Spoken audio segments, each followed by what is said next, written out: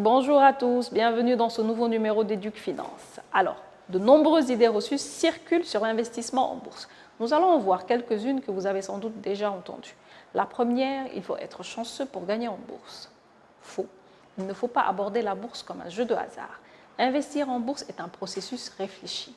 On réfléchit à ses objectifs de placement, mais aussi à son horizon de placement. Car connaître son horizon de placement permet d'investir intelligemment et sereinement son épargne. Et surtout, on se fait accompagner par des experts. La bourse n'est pas compliquée, il n'est pas nécessaire d'avoir des connaissances poussées. Pour investir sur les marchés financiers, il vous suffit d'opter pour une gestion conseillée ou alors d'aller en gestion sous mandat où vous laissez la main aux experts. Deuxième idée reçue, la bourse est une affaire de riches.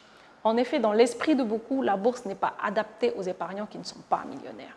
C'est encore faux. L'investissement en bourse est accessible à tous. Par contre, un des secrets de la richesse, c'est peut-être bien l'épargne. En effet, il faut commencer à épargner et investir tôt et régulièrement.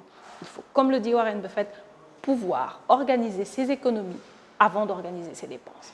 Ainsi, vous mettez vos économies de côté avant même de prévoir vos dépenses, ce qui permettra de tenir votre projet d'épargne. C'est aussi simple que ça. Le secret d'un bon investisseur réside surtout dans la bonne gestion de ses finances personnelles. Autre fausse idée, les actions sont des placements spéculatifs. L'aspect spéculatif est valable dans un investissement de court terme. À l'opposé, quand vous achetez une action, c'est généralement pour du long terme. Vous achetez une part du capital de l'entreprise. Votre capital investi servira à financer le développement de ses activités et aider à renforcer leur pérennité en gagnant des parts de marché.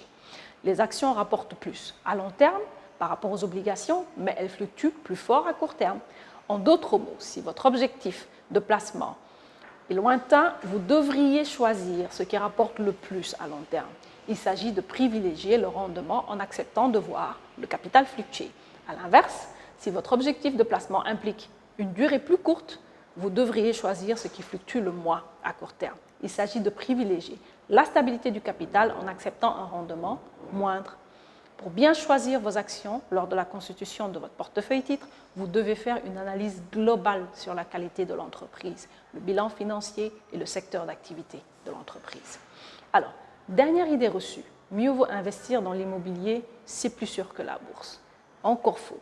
Premièrement, les deux marchés peuvent subir des variations.